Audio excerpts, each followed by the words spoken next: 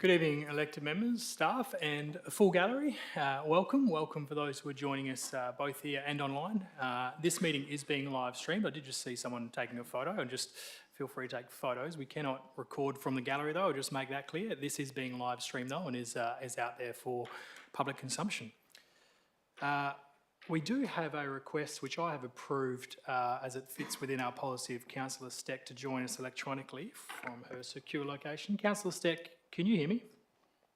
Yes, I can, sir. Thanks, Councillor Steck. You've now joined the meeting. I can see you in front of me, so obviously at any stage you wish to speak or raise, please raise your hand. That'll be great. Thank you. So I will declare this meeting open officially. In doing so, I would like to acknowledge the traditional owners of the land, the Noongar Wadani people, and their continuing connection to the land, waters and community. We pay our respects to all members of the Aboriginal community and to their culture, and to elders past, present and emerging. And I do note a full gallery, and thank you for all joining us. For those who haven't joined us in this process before, this is an OCM, so this is a full meeting of council, which we follow our standing orders and we'll work through. There's obviously a number of deputations, which I'll talk about that when we get to those items. But all that being said, we work through the formal process for tonight's meeting and there'll be decisions made at that stage. So I've received one declaration of interest from Councillor Gassett, which is a proximity interest on item, it's in front of us there, item 10.4.1. Is there any other declarations of interest for any items tonight, councillors?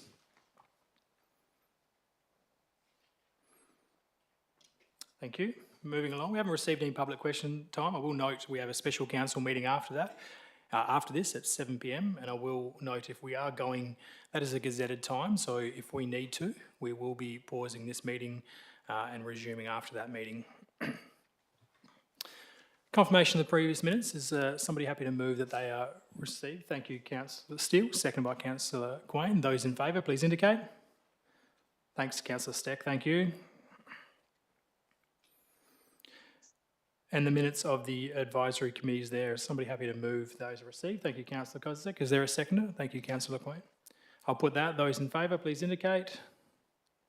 Thank you, Councillor Steck. Thank you. It's been as far as I'm aware, there's been no petitions received, councillors. Thank you. No presentations. Councillors, we have a number of deputations. Rather than go through those individually, we'll put that those are all being heard. Those in favour, please indicate. Those against, that's carried. Thank you. So when we get to your item, and I'll do this now on this next item, with council's approval, I intend to bring out item 12.2 first, given we have a number of members here speaking to that item. So that's what I intend to do. When we get to that item, I'll speak to those people. With that said, councillors, coming out for discussion. Item 10.2.1, as there's a deputation on that. Item 10.3.1, as point 1 requires an absolute majority. Item 10.4.1, as there's a proximity interest in that one. And both items 12.1 and 12.2 will be dealt with. And as I indicated, with your blessing, we'll deal with 12.2 first. Is there any other items to come out for discussion, councillors?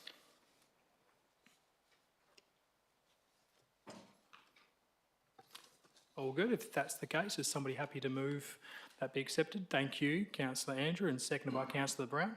I'll put that. Those in favour, those carried. That's carried unanimously. Thank you. And I'm not sure if the proprietor for item 10.4.3 is here, if Megs is here, but if you're not sure what just happened, the item that you would come to see has been approved. So thanks for that and good luck with the next step, and thank you for your correspondence and our staff work on that one. And if you are there, Megs, you feel free to leave now, but otherwise, you can stay. Item 12, there you go, thank you. There you go, well, I did that as I knew we needed to free some seats. Thank you. And thank you to the planning staff, thank you. So, deputations. I'm going to request, considering the number of deputations received on that, these are restricted to 5 minutes, and I hope you are comfortable with that. So I'm going to pick these off in orders that I've received them, which starts, speaking first is Mr. David Byatt. David?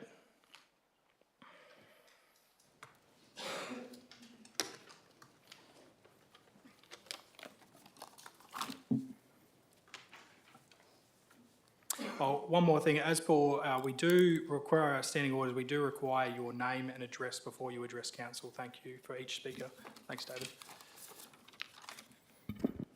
Dave, I lost it. Good start. David Byatt, 3 Westwood Street in Withers. Good evening, Mayor, councillors, and thank you, CEO, for giving me the opportunity to speak, and happy birthday. My name is David Byatt, and I'm a proud Bunbury resident representing myself and speaking against the motion, Introduction of Prayer to Meeting Proceedings. As the comments in the motion state, in 1901, when this wonderful country was federated, a prayer was introduced into the proceedings of both the federal and state governments. I can see how it appears, by analogy, that because they do Australian government stuff there, and we do Australian government stuff here, that there is good reason to have prayer in our Bunbury Council meetings too, as has happened in the city of Perth and Stirling. I am here to explain how this analogy is flawed.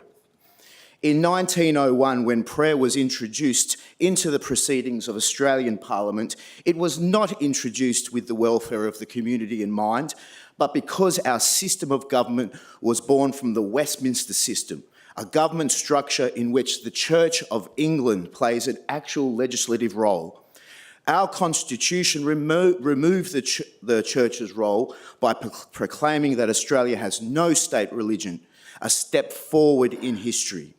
However, the practice of saying prayer before Parliament was an entrenched tradition going back 350 years before 1901, much like the ceremonial mace used in the Federal House of Representatives and the state lower houses, a medieval weapon representing the power given to government by a monarchy. Local governments come under state legislation and have no relationship with either the church or monarchy, so there is just as little reason to introduce prayer into council proceedings as there is to introduce the ceremonial mace. That there has been 5 serious attempts to have prayer removed from federal parliament since 1901, 4 in the last 30 years, shows that support there even is in decline. What about the moral guidance prayer provides to the proceedings that follow?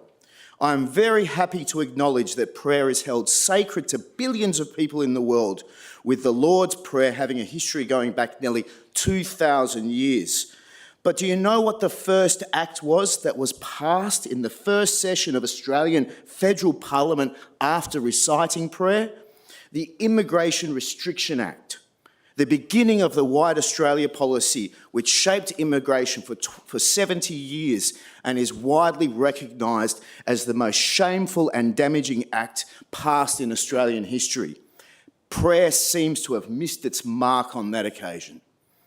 The introduction of prayer in 1901 was not about seeking God's blessing or moral guidance, as the motion asserts, but reinforced the dominant culture and values of Australia at that time, to keep Australia white and Protestant. When you were in Parliament, prayer made sure you knew what team was in control and by what standards you were going to be judged. In the case of this motion, if you are not Christian, hearing prayer in Bunbury Council means that no matter how long you have lived here, how many generations your family goes back, that your way of life is not genuinely respected in the community as equal, that there is a preferred way, a better way. My family past is very white and very Protestant, and I am embarrassed by Australia's history of discrimination to keep it so. Adding prayer to council proceedings is a step back, not a step forward. The motion states explicitly that the city has a diversity of beliefs and worldviews, yet the motion is a step away from a community that holds dear the ideals of inclusivity and equality. A step away from a community where everyone feels welcome, heard, and valued as they are. I will wrap up by saying that I am not against tradition, nor am I against something in the spirit of a prayer being introduced to council proceedings. But don't reflect one cultural belief.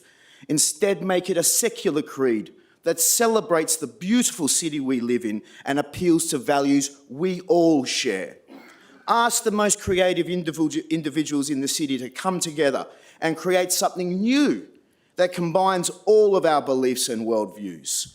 Then when the creed is said before proceedings, everyone in the room, no matter if they've just stepped off the plane, are a sixth-generation settler descendant, or have 60,000 years of Wadandi ancestry, no matter if they are successful in their efforts here or not, they will know that we are all on the same team, fighting for the same cause. I urge the Mayor and councillors to step towards a fairer, more inclusive and compassionate Bunbury and vote against the motion. Thank you. Thank you, David. And I do note we just had one of our Freemen of the City join us. Thank you, Mr. Castrilli, for joining us tonight. John Evans. Is John here? Thank you, John. Good evening, councillors and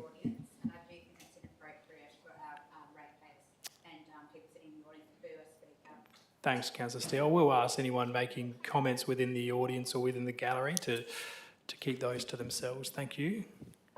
Mr. Evans. Yes, John Evans, 6 Ocean View Court, South Bunbury. So good evening and happy birthday to whoever's birthday it is.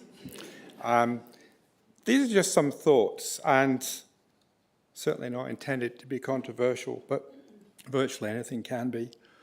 One can argue virtually anything, of course, which also means perhaps we should. Australia is, I think, probably still part of the Western world. As such, Australia was founded on Judeo-Christian values. Few flee Australia, which might imply that those values are not something to flee from.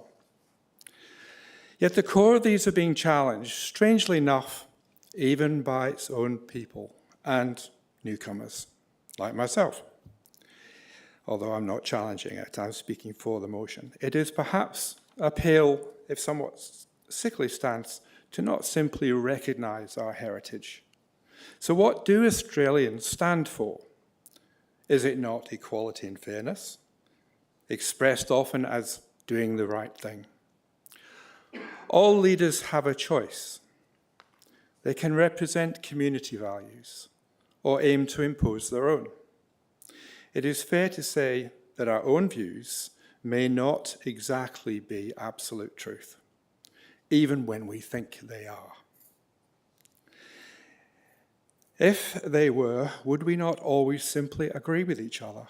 Debate is and should be about finding the best path forward. So what does a prayer at the start of a meeting bring? Perhaps the recognition and an appeal to a power greater than ourselves. Is this, at the very least, perhaps the opposite of a narcissistic stance? If some don't believe in a benign God, then what are they afraid of?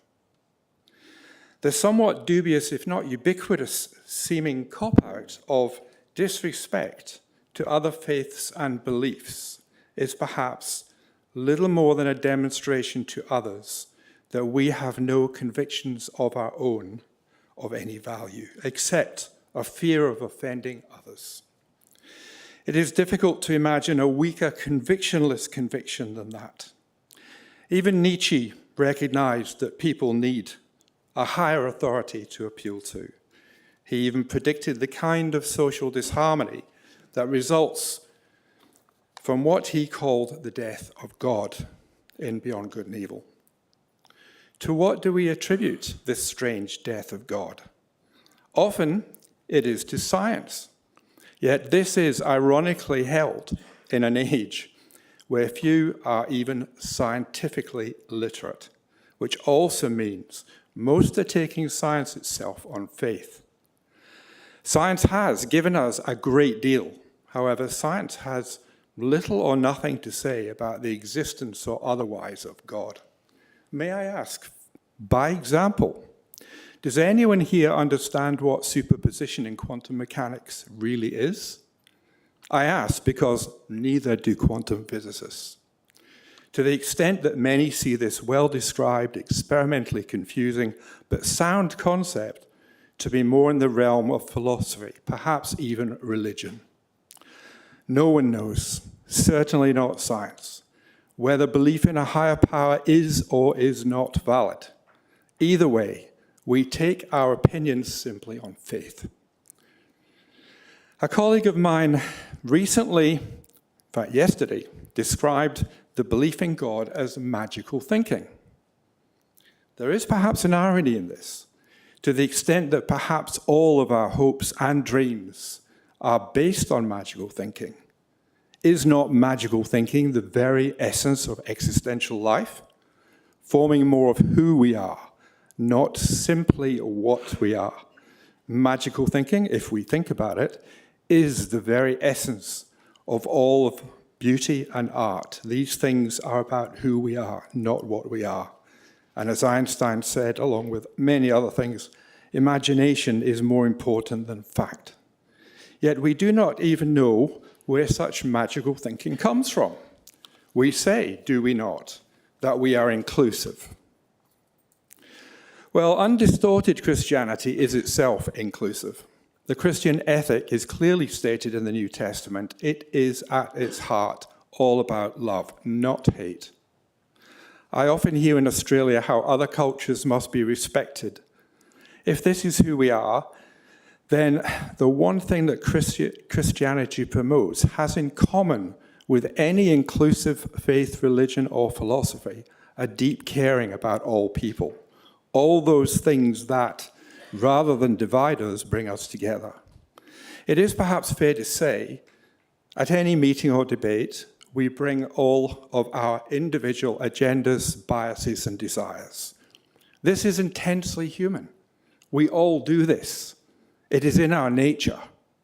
In life, however, we all end up the same way. Whether we worship the same God or no God at all, we are, each one of us, in the end, nothing more than what we bring to the lives of others. This is perhaps the meaning behind all philosophy and religion. This must first come from within. It seems that appealing through prayer is a desire to bring benefit to all, even above our personal agendas. If such a prayer, based on fundamentally good principles, somehow causes offense, then there is... I've given a little bit of leeway there, and I'm happy to continue. I'm almost I'll ask finished. you if you start summarising your points. Yeah, Thank you. sure. Then clearly there was something badly wrong in the taking of such offence. If the offence taken is itself an offence to goodwill. With regards to secular views, a prayer at the start of a meeting merely represents an internal desire to start the meeting with an open heart and mind, accepting the prayer by example. And finally, if we believe that all we should ever do is to avoid giving possible offence to others, we might as well all give up now. After all, that is precisely what people do in prison or when held hostage. Thank you, and as a once famous Irish comedian said, Dave Allen said, may your God go with you. Thank you. You can clap. I think it's more around the respect for other comments if there's other things, but if you want to clap, that's fine as well. Thank you. Mr. Alfred Lee, and I should have, recognised former councillor Mr. Lee, if you are here, Alfred. You are here. Sorry for not acknowledging you, former councillor. If there's any other councillors hiding back there as well, I acknowledge you as well, but please come and join us, Alfred.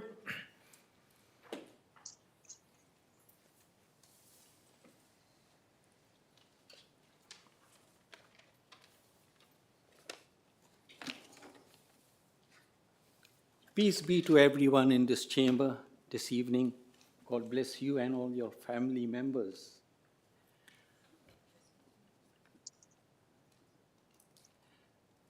I acknowledge the traditional owners of the land, the Noongar Wadawurrung people. Sorry, Mr. Lee, I was just reminded of your full name and address, thank you. Oh, Alfred. sorry. That's my bad. My name is Alfred Patrick Lay, and I stay at 6 Bickerton Place, East Bunbury, WA, 6230.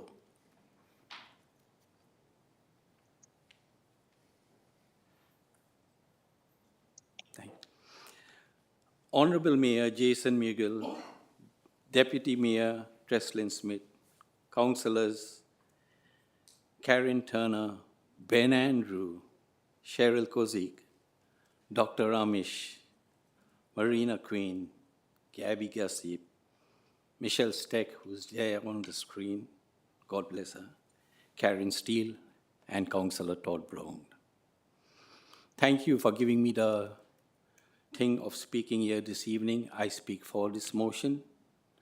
First, let me tell each and every one of y'all, irrespective of caste, religion, creed, or race, everyone in this chamber of yours are made in the image and likeness of God. That's the first thing I have to convey to y'all. I supported this motion because I first see that it's not going to be any cost. And secondly, it can be done before the meeting takes place, and standing orders are not amended or changed.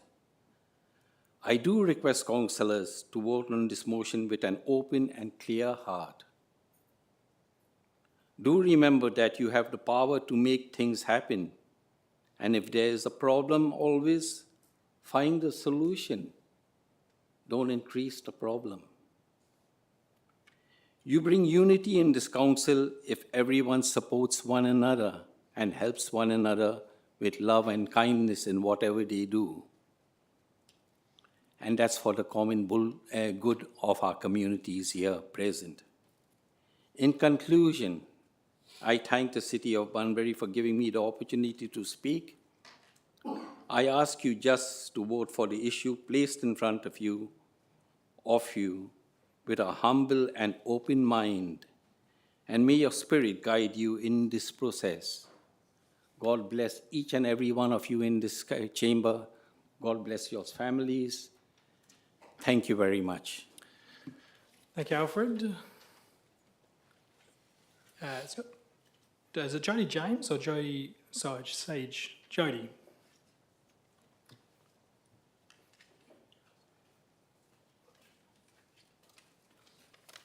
Welcome, Jody. Thanks. I'm Jody James Seeger. Good try with the Sage. Thank you. Happy birthday. And I'm from 44 Cantor Circuit, South Bunbury. Thanks for the opportunity to address the council. I'd like to share my concerns on the motion to introduce prayer before council meetings. Whilst I respect the beliefs of those who have supported this motion, I would urge the council to consider the importance of separation of religion and politics. It's important to maintain neutrality and not allow one belief system to govern a community made up of different people with different cultural and spiritual needs, including those who don't have spiritual beliefs. Whilst I'm sure many religions have evolved to become more inclusive of groups such as the queer community, First Nations people, women, and people of different cultural and spiritual beliefs, I'm concerned that the addition of prayer may further ostracise these members of our community and make them feel unwelcome at council meetings and reinforce systems that have been used to shame, isolate and control others. I don't mean to paint all in support of this motion with this same brush. I'm sure most people who support this motion only see the positive side of prayer. And through their beliefs, they do good for the community. But everyone's beliefs and backgrounds are different, and I don't believe a one size or one God-fits-all approach would be appropriate for the council to adopt. We must be mindful that when we ask others to pray, even if you're giving them the opportunity to bow out, it can be a quite uncomfortable feeling. It can be meaningful for many, but it also can alienate those who don't share that same belief. It can make people feel excluded, uncomfortable, withdrawn, and for some with religious trauma, it can make you feel unsafe, and I believe these outcomes are in direct opposition of the aims of the Bunbury City. Lastly, the notion of adopting a non-denominational moment of quiet reflection prior to council meetings. Whilst I feel this would have zero impact on my life personally, and go for broke if you would like that, I would argue that the council should just be free to commence, get down to business, and go home to your families after doing good for your communities. Thank you for your time. Thank you, Jody. Ruth Bird.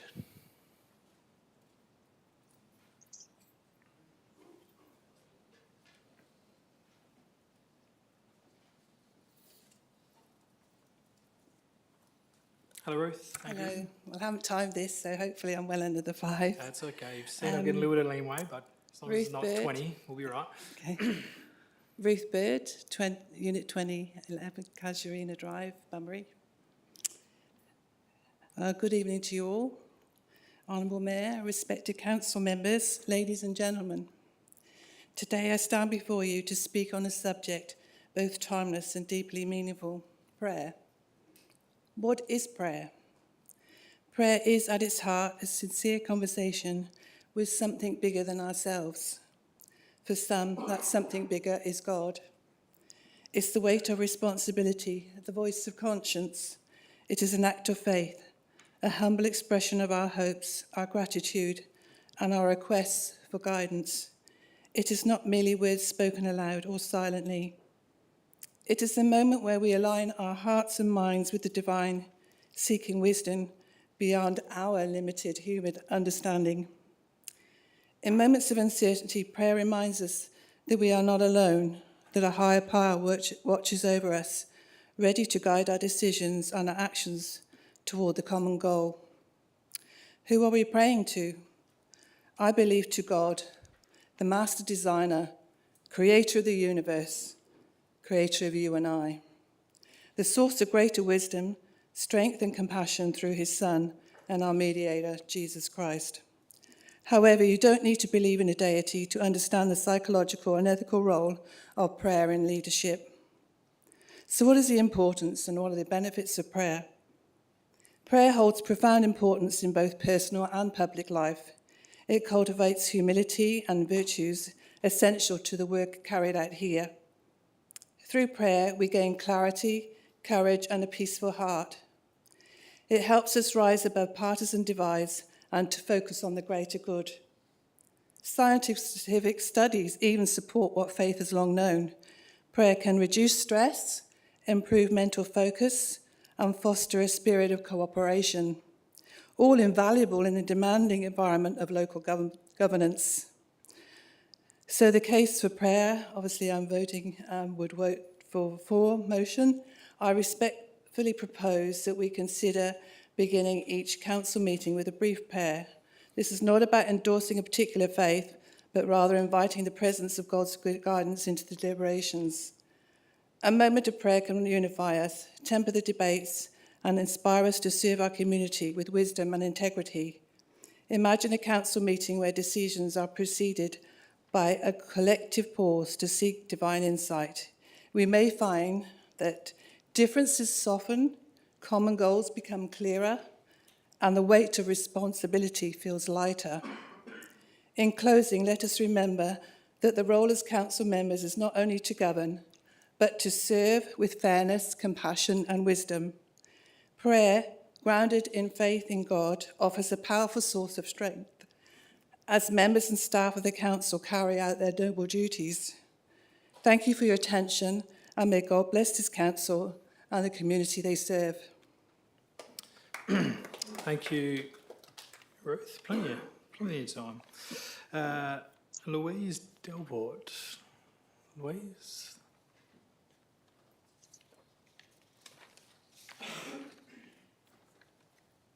Welcome, Louise. Thank you. Good evening. My name is Louise Delport and my address is 30 Alexia Drive in Glen Iris.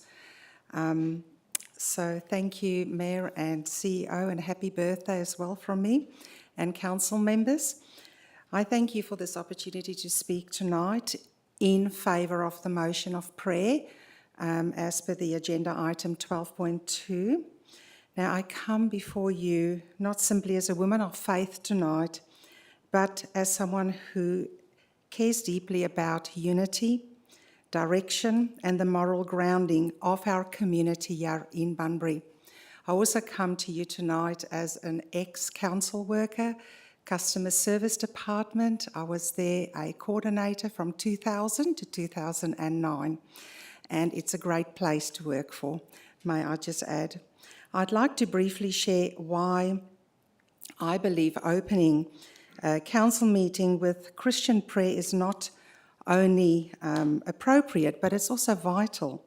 For generations, Christian prayer has been a way how communities across our nation, the nation of Australia, and even across the world had sought guidance and wisdom from God.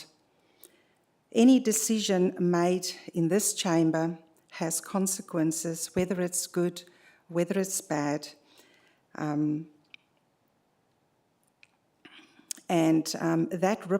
Those consequences will ripple into our homes, into our families and neighbourhoods, and even into our schools, right throughout the life of Bunbury. Therefore, I believe it is right to say that before any debate, before any votes or any discussions, it is wise to seek guidance and wisdom from God, who grants authority in the first instance. It further reminds us that justice, mercy, and righteousness, whether it is on the federal, state, or local government level, are not political slogans, but it comes straight from the heart of God. If Christian faith has shaped the lives and the values of the majority in this nation and communities in the past, then why should Christian prayer be silent in a room where very important decisions are made? We should never be ashamed of our Christian faith that formed the conscience of our nation in the past, right now, and definitely it will in the future. In closing, I just want to say, let us not be afraid of praying, whether it is non-denominational, as I can understand, in opening a council meeting. This prayer is not about white or black. It is not about anything but asking guidance in making decisions. That's what it's about. God is always in control, and he always will be in control. I do know that there are a lot of people that do not believe and want to do things a different way, but human understanding many times fail, and God will always give that guidance if we ask, and that's all that it is to ask. Thank you so much for hearing me tonight. Thank you. Thank you, Louise. Cornelius Delport.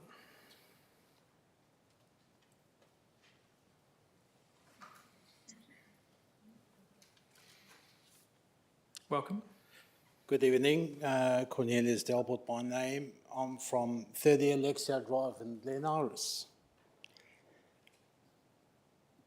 What an honour and have the opportunity to speak regarding this motion to pray. You know, as an ordained pastor myself, I'm serving in the community of Glen Iris. I know what I face every day of my life. And as ministers, we pray every day of our lives. We pray on a regular basis. We pray for the people around us. We pray for our leaders. We pray for our councillors. We pray for our ministers. We pray for our government. And we pray for the Church of God. This is our country. Folks, this is our country. Australia is our home. So why do we pray? Because prayer is the most powerful weapon given by God for all of us who wants to pray to conquer any situation. You may ask, why Christianity? Australia was founded by Christianity. It started in 1788 in the town of New South Wales, well before any religion was introduced into Australia. And I believe Australia is still a Christian nation. Therefore, I put this appeal to you before you tonight to consider, just consider, to open with a prayer from God. Prayer to God. You know, the blessing that flow from a prayer, not just for the councillors, but also for the community, for the people of Bunbury, and for our beautiful country, Australia. You know, if this motion is successful, I would love to be called on to come and open with a prayer. And I'm sure there's any other ministers that will do the same, because we do care about our country, but we serve our true God. Thank you. Thank you, Cornelius. And lastly, Matthew, is it Moniz? Sorry, Matthew. Going well, some of those names. Welcome, Matthew. Thank you. My name's Matthew Moniz. I'm from 33 Stanton Street in Eton, and I'll be speaking in support of Councillor Gassab's motion. Thank you for the opportunity to address you today on this issue that speaks not only to our governance, but to our heritage, our values, and our civic identity. The proposal to open Bunbury City Council meetings with prayer, and specifically the Lord's Prayer. Let me begin by saying that this proposal is not about enforcing religion or excluding anyone. It's about recognising the moral and cultural foundations that have helped shape this city and this nation, and about preserving a tradition that has served communities like ours for generations. Bunbury is more than just a regional centre. It's a place of rich history and strong community spirit. From its early days as a port town in the 1800s, through the challenges of settlement, industry and development, Bunbury has always been shaped by people of faith, by churches, schools, service groups and families who found strength, purpose and unity in Christian values. You don't have to look far to see this heritage. Our city is home to some of the most beautiful cathedrals in Western Australia, like St Boniface Cathedral and St Patrick's Cathedral. Landmarks that speak not only to faith, but to resilience, perseverance and community leadership. Christian groups have long been part of Bunbury's welfare networks, education, aged care and volunteer services. These are not abstract ideas. They are real contributions to the well-being of our people. Starting our council meetings with the Lord's Prayer is a way of honouring this heritage. It's a small act that reflects something much deeper, a respect for our cultural foundations and a reminder that our public service is ultimately about more than policies and procedures. It is about people. It is about values. The Lord's Prayer, for those who may be less familiar, is not a divisive or doctrinal statement. It is a prayer for guidance, humility and service. It has been used in parliaments, courts and councils across Australia, and even today remains part of the Federal Parliament's daily proceedings. Why? Because it reminds leaders that they are servants, not masters, that they are answerable not only to voters, but to a moral law higher than any human authority. Far from being exclusive, the Lord's Prayer offers timeless wisdom for leaders of any belief or background. It does not demand personal agreement, only respect. It's not compulsory. No one is forced to recite it. But for those who wish to reflect, it offers a grounding moment, a shared tradition that brings solemnity and purpose to council meetings. In a time when so much of our culture is being swept away in the name of modernisation, it is more important than ever to ask, what are we keeping? What anchors us? what gives meaning to our public life. Even as society becomes more diverse, we should not be afraid to honour what is good and enduring in our past. Respect for difference doesn't mean erasing identity. Inclusion should not come at the cost of amnesia. We can welcome migrants, acknowledge Indigenous heritage and celebrate pluralism, all while recognising that Christianity has played a unique role in shaping Australia's institutions, laws and sense of public duty. To pretend otherwise is not progressive, it is dishonest. And it's precisely because we want a council rooted in principle, humility and service that we should have the Lord's Prayer before each meeting. It offers a moral pause in the business of government, a moment of reflection before decisions that affect families, businesses, schools, the environment and the next generation. In closing,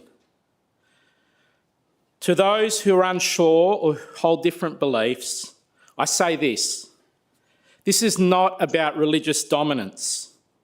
It is about civic character.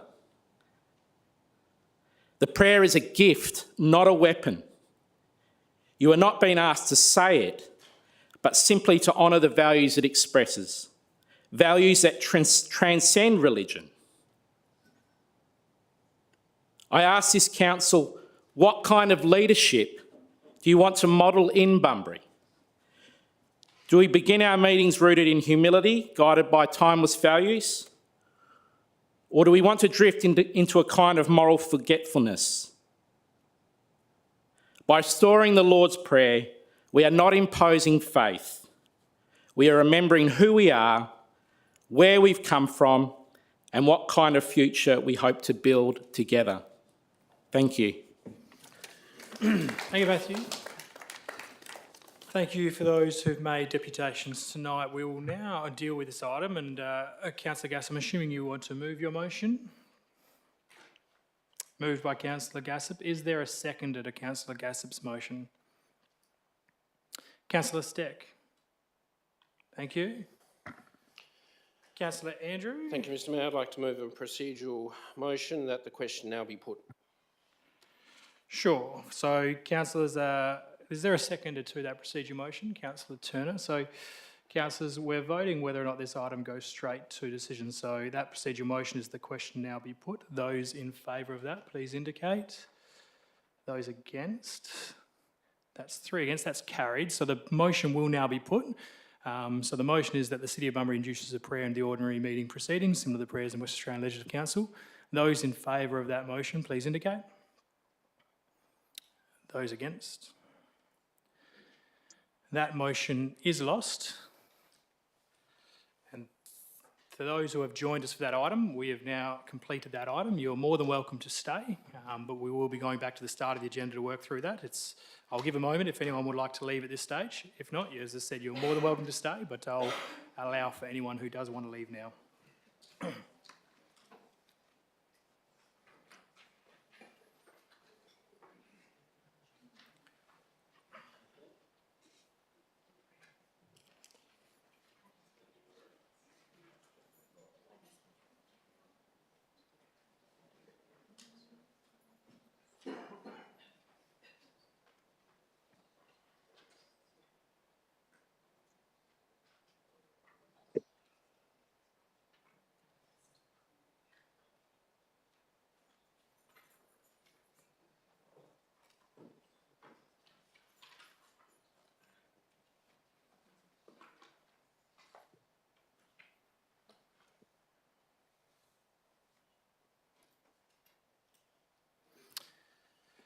Thank you.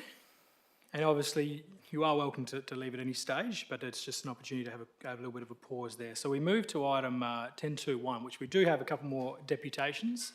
I've received these, same with the date of receipt. So Ingrid, welcome Ingrid. Please come and join us. Well, I think you all know me, Ingrid Hilario. Thank you, councillors, for letting me speak here today, even though you might not like what I have to say. My occasional counts of the number of people sleeping rough never goes below 400.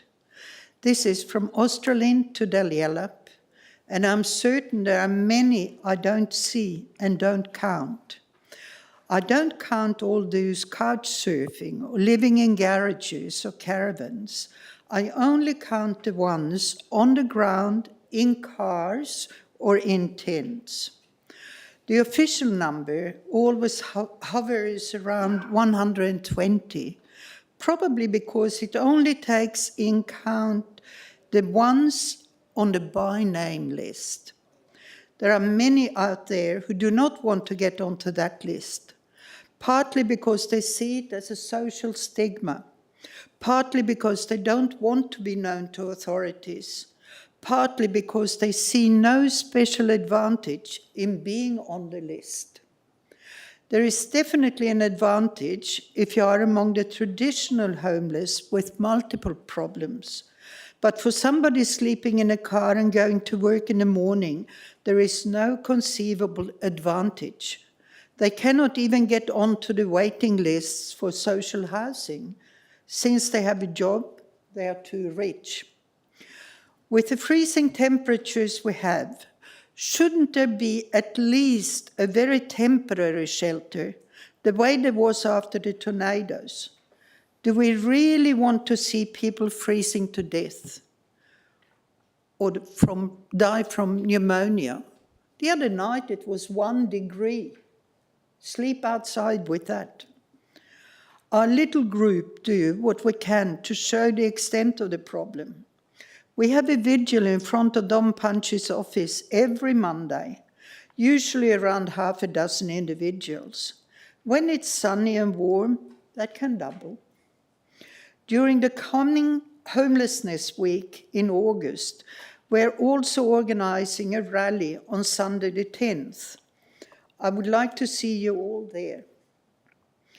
We know you're on our side. We know you have tried to talk sense with the ministers. We also know they have refused to even consider a shelter in Bunbury. They should. They are favourable to something they call common ground, which is very much like the shelter we envisage, a hub and shelter. We do what we can and we feel the support of the population.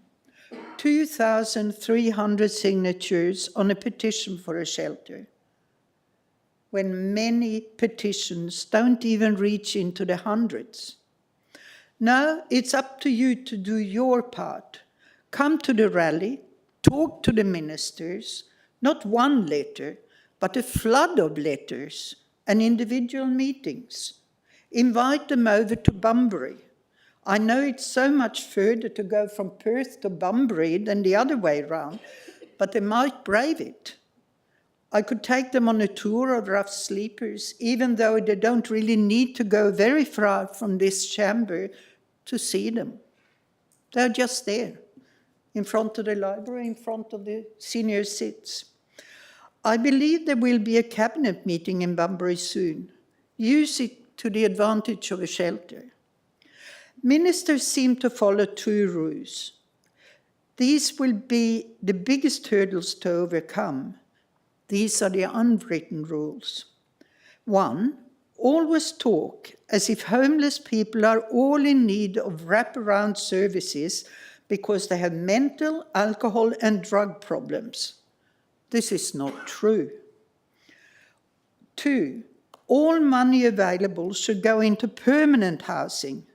Yes, it is important to get permanent housing, but it should not be an either-or situation. You have to cater to the immediate needs as well as to the long-term ones. A possible housing unit in 5 years' time does not help the person dying from cold this year. Thank you for listening. Please take one of the flyers on the way out. Let's get a shelter for Bunbury. Thank you. Thank you, Ingrid. Thank you. And Marie?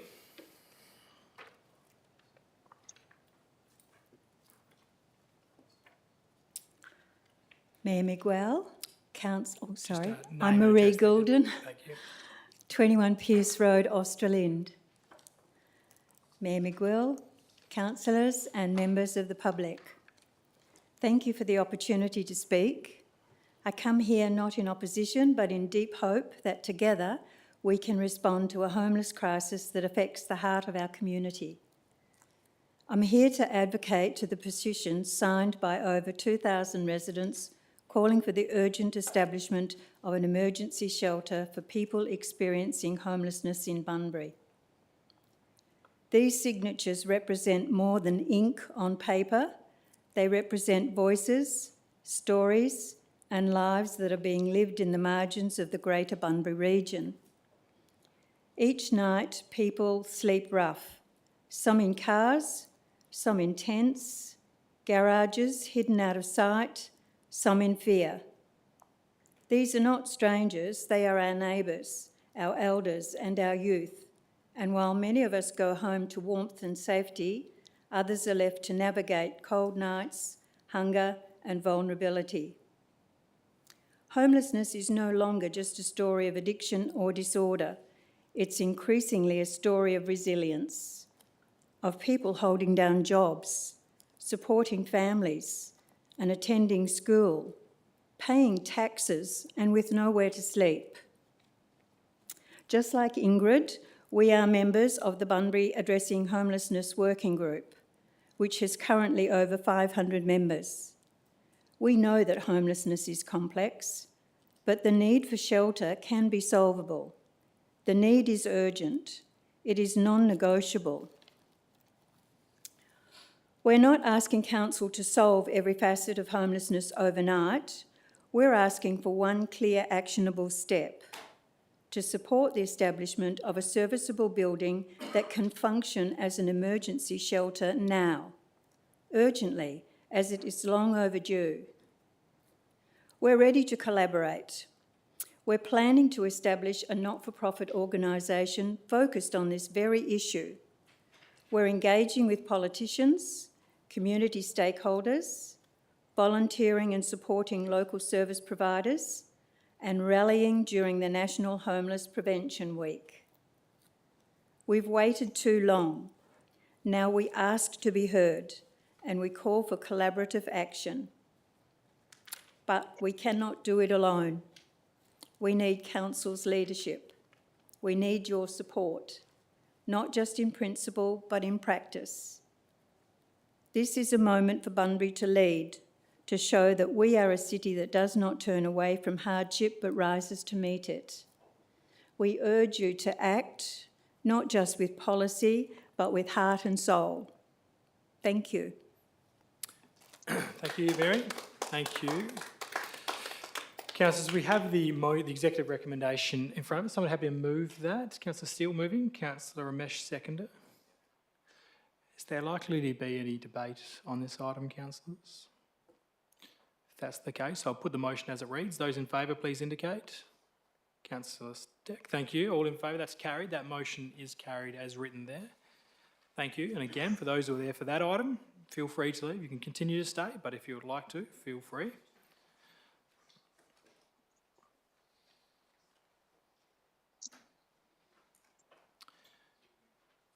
Couple are making a move. I might just give it a moment. Thank you.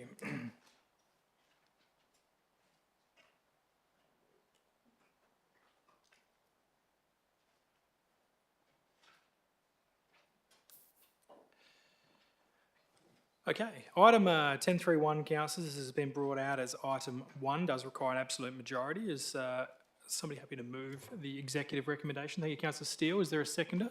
Councillor Quain, I looked at that side of the room this time. Like there to be any debate on this item, councillors? Mr. Mayor, excuse me. Yes, Councillor Steck, yeah. Can you take each of these plans separately, please? Yeah, I can do that, no problems. I'm assuming, Thank you. I'm assuming the mover was happy to take all three of them as it was. So, councillors, I'll take them separately on that request. So, item 1, that council adopts the corporate business plan there. Item 1, those in favour of that, please indicate. Those against? That's carried. So it's carried unanimously. Item 2, the workforce plan. Those in favour of that, please indicate. That's carried unanimously. And item 3, those in favour of that, please indicate. Those against that, that is 2 against, and that is carried. That item is carried as written. Thank you. 10.4.1, Councillor Gassett, please.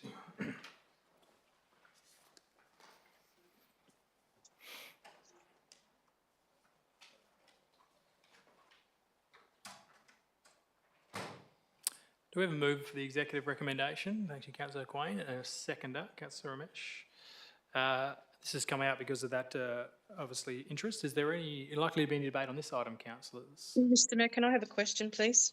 You can, but Councillor Steck, just if it's on the draft plan, it has been labelled as confidential. So if it's a direct plan around that, because it hasn't seen the public yet, so That's is your part of question my okay? question, sir. If I may, that's there's a few mistakes in there, and this is the other thing. Because it's confidential, I can't speak to some of the elements that are in there. And I know that this is going to public consultation, but my question is, will the entire plan be going to public consultation, or will some of it be omitted? Or how is it possible that it's confidential, that we can't speak to it, but it's going to the community? I'm confused. Yeah, well, it's going out for that comment, so I think the iteration when it goes out will obviously be for the public consumption. The entire plan will be going out as is shown in the report, but if there's obviously some errors or some spelling errors or grammatical errors, we can definitely arrange some time to meet. Yeah, there's some major errors in there, sir. If you'd want, Councillor Steck, we could move behind closed doors to deal with this item, or you can ask those questions directly. If that's what you would like to do, you could move that. No, what I'll do is I'll send an email. Sure. That might help. I know there has been a couple of requests with a couple of elected members who've had some conversations with staff, which I know you have been away, Councillor Steck, so I'd take that on board as well, and that might be an opportunity to that, and noting again that this is going out for public comment, so the opportunity to work through that will be worked through as well. Councillor Steck. May I ask a question, Sure. though, that if Councillor Steck has any queries or wants any changes, obviously after tonight, you're not going to be able to make those because we're going to agree tonight, so I'm happy to move behind closed doors. Councillor Steck, if you would like to raise that now. Well, it's just simple stuff, but I'm prepared to actually just wait, because when we come back, I can also make comment once it goes out to public comment as well. Sure. Yep, and there will obviously be many iterations of this returning to council. Okay, so we had Thank you, Councillor Steele. Thank you. We had a mover. We did have a mover, Councillor Quain, and we had a seconder, Councillor Ramesh. Is there likely to be any further debate? Thank you. I'll put that. Those in favour, please indicate. That's carried unanimously. Thank you. And that will be released shortly for further public comment. Thank you.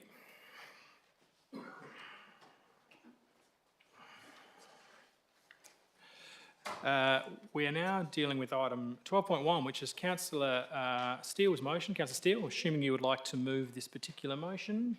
Thank you. Is there a seconder to this motion? Thank you. Councillor Steele. Thank you very much. Now, most of you know that every time we have an exemption for rates, I do comment about how much money we are actually losing as a city. Well, not losing as a city, because we are gaining, obviously, that service. So I do have a speech actually prepared tonight, which is unusual for me because I do like to fly off the cuff. So I just wanted the reasoning behind my motion is I wanted to focus on the protecting of our financial stability of ours and other local governments. Councils like ours deliver essential services from roads and parks as community support. Yet we face growing financial pressure due to rating exemptions for charitable organisations. While these exemptions were introduced by state government with good intentions, I'm sure that they could not have predicted all those years ago how much revenue local councils would eventually lose. I also believe they wouldn't want to continue putting this kind of pressure on local governments through ongoing cost shifting. The exemptions serve as an important purpose, but more and more they leave councils with funding shortfalls that limit our ability to meet our community needs, and the money we exempt can be used within our community. Bringing the motion forward is by no means a criticism of our current government. I understand that this issue has been raised previously in zone meetings and unfortunately with little progress. This motion also is in no way to diminish the incredible work done by our not-for-profits in our city, whose services benefit not only our local community but all for our whole region. That's why I propose we request Walgett advocate to the WA government for a reimbursement model, as we've all read, to seek reimbursement of either 75% of the rates lost due to charitable exemptions or 1% of total rate exemption, whichever is greater. This model will ensure fairness by balancing support for our charities with local government sustainability and promote accountability by having the state government take responsibility for the financial impact of their policy. So this motion is about protecting vital community services and ensuring responsibility, equitable funding, and I urge you all to hopefully vote and support this to go towards the Walgett conference. Thank you. Thank you. Councillor Kozisek, anything further to add? Look, I have nothing prepared, to be honest, and I don't normally speak off the cuff very well, but I would just like to reiterate everything that Councillor Steele has said. We applaud every opportunity for not-for-profits to work in our community and to help anybody, but with currently 443 properties rate exempt to the total loss of $1.6 million plus every year to our community, I think it's something that we seriously need to advocate for to Walgett and to state government. So I urge you to support this motion. Thank you. Thank you. Is there a speaker against this motion? I'll put the motion. Those in favour, please indicate. That is carried unanimously. Thank you very much. I understand, Councillor Steck, you requested a question. Yes, please, Mr. Mayor. I just wanted to ask the question as to, does the council realise that the City of Busselton and through Qantas is now going to, as of next month, operate services from Busselton through to Perth? I'm aware of that, but I'm not sure if that's a rhetorical question, but I'm aware of that. I can't answer on behalf of other councillors. Councillor Steck. Well, I'm just saying it's been printed in the Qantas magazine and it's been there for a month. Yeah. And I just wanted to know whether or not the City of Bunbury is going to take any advantage of it and whether or not we received anything formally, considering we pay $10,000 towards the airport. Taken on notice, Councillor Steck, of whether we've done anything in that regard, but thank you. Thank you, sir. That does bring us to a close. Thank you for those who have attended. As I indicated at the start, we will be reconvening at 7 p.m. for the special council meeting of the adoption of the budget, which you're more than welcome to join us for. Thank you. I'll declare this OCM closed.